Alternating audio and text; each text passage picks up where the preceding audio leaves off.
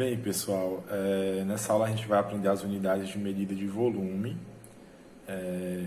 e como calcular o volume para paralelepípedo retângulo, cubo e do cilindro. Tudo bem? Esses vão ser os objetos de conhecimento. E dentro desses objetos de conhecimento, a gente vai ter que desenvolver aí determinadas habilidades, a qual é ler corretamente medidas de volume, né? Calcular o volume de um sólido, que são desses três tipos, e aplicar volume aplicando a fórmula dada, né? Que são as fórmulas de cada sólido, desses três sólidos que a gente vai trabalhar, que é o do retângulo, do cubo e do cilindro. A metodologia que a gente vai aprender, né, que eu vou lecionar para vocês e vão aprender inicialmente, vai ser vou fazer primeiro uma sondagem, né, para saber quais os conhecimentos vocês têm sobre esses objetos de conhecimento, para saber se você já tem um domínio ou não dessa habilidade. Então, nesse momento, pessoal, né, eu vou fazer um momento de conversa sobre as medidas de volume, certo? Buscando explorar dos alunos os conhecimentos prévios que eles podem ter sobre o conceito de volume e por que estudar volume de sólidos. Também buscarei sondá-los para saber se já aplicaram a fórmula de alguns sólidos em uma situação do cotidiano. Então, toda essa nossa conversa, né, vai ser baseada toda na língua de sinais brasileira, tá bom? De forma socializada e interativa, aquele diálogo, certo? Iniciando, né, com olá, né, tudo bem, né, e apresentando em libras, certo? Já a problematização, no segundo passo eu utilizaria uma problematização para estimular os alunos a querer estudar sobre esses objetos de conhecimento, né, o volume dos sólidos geométricos citados acima, ao qual, né, neste momento, para estimular, utilizarei imagens e slides contendo sólidos, beleza? De forma figurada, né, contendo esses sólidozinhos, beleza? E a palavra sólido em libras, desculpa, né? E também farei a interpretação desses sólidos, certo?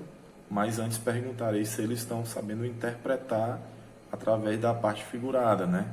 Certo?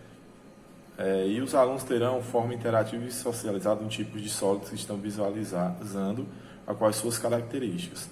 Podem também, pessoal, nesse momento, eles demonstrar de forma expositiva na lousa, desenhando-os. Ou seja, que é uma das habilidades muito importantes para que no contato do desenho eles possam saber os elementos de um sólido, né, como face, vértice e também, né, as arestas. E todos esses três também representados na forma, né, de libras, na língua de sinais brasileiras, beleza?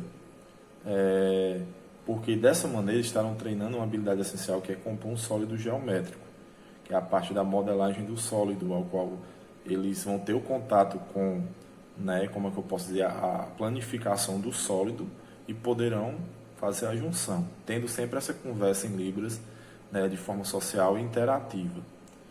Utilizarei também os sólidos de forma concreta, feito de cartolina, através dos moldes dos sólidos, eles terão que montar. Ou seja, na cartolina que eu vou utilizar, aí já vai com um molde desse sólido para poder facilitar e trabalhar nessa planificação que é necessário e eles identificar e observar os elementos e poder de forma concreta tocar, formar esses sólidos para partir para a parte da sistematização, que é outra parte da metodologia, que é onde eu vou, a parte onde entra o professor, né, com a metodologia do professor para concretizar o ensino, né, após a sondagem, para explorar, né, dos alunos o que ele já tem de conhecimento e depois uma problematização para estimular eles continuar estudando sobre esse determinado conhecimento que é sobre o volume dos sólidos e agora o professor vai concretizar, né? Então, após realizar os conceitos iniciais sobre os sólidos, iniciarei a aula sobre o conceito de volume de cubo, ou seja, ensinarei sobre o volume de cubo, o paralelepípedo do cilindro. Inicialmente reproduzirei um vídeo em libras falando sobre o volume desses 3 sólidos e suas formas para o cálculo, como está citado lá no planejamento que eu fiz.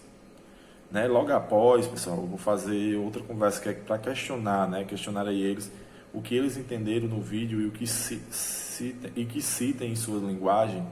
Também mostre escrevendo as formas desses sólidos, porque no vídeo, além de ter uma pessoa relatando sobre ele em libras, também vai aparecer as fórmulas, e essas fórmulas, para ver se eles prestarem atenção e que eles interliguem a fórmula ao seu determinado sólido,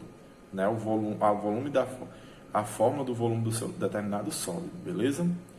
Outra metodologia que eu utilizarei será a resolução de problemas que envolve coisas do cotidiano, ou seja, como o deficiente, surdez, ele é mais com contato visual, ele observa muito objetos que têm semelhança a esses 3 sólidos.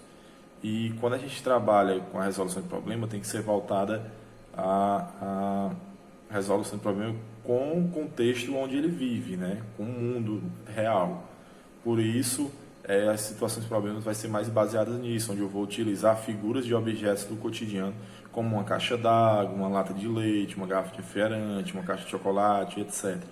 Nesse momento, eu farei uma contextualização da situação, que é necessário calcular o volume de um objeto que tem a mesma estrutura dos sólidos trabalhados, certo? Então, nessa aula, quando eu estiver ministrando, os recursos que eu vou utilizar serão os livros, quadro, retroprojetor, os sólidos geométricos de forma concreta, os moldes também, o computador, imagens de objetos semelhantes aos sólidos trabalhados e vídeo, porque eu vou colocar essas imagens na lousa ou na parede e vou contextualizar falando em libras com ele, na linguagem deles, e eles observando com a contextualização que a imagem traz, para se basear com o que eles parecem com qual sólido, qual é a forma que calcula, eles demonstrarem, tá bom? E como será a avaliação? Será uma atividade em conjunto, em equipe, para resolver 3 situações problemas, sendo cada uma para determinar o volume de cada um dos sólidos trabalhados. Após a resolução, os alunos terão que apresentar e demonstrar a sua resolução. Ou seja, em libras, trabalhando de forma em libras, além de apresentar para o professor, também terá que apresentar para os colegas e trabalhar de forma em equipe também, que é uma das metodologias ativas do momento. Certo? Tudo bem? Então, essa é a minha apresentação inicial, para qual turma eu vou ministrar essa aula e como ela será ministrada. Tá bom?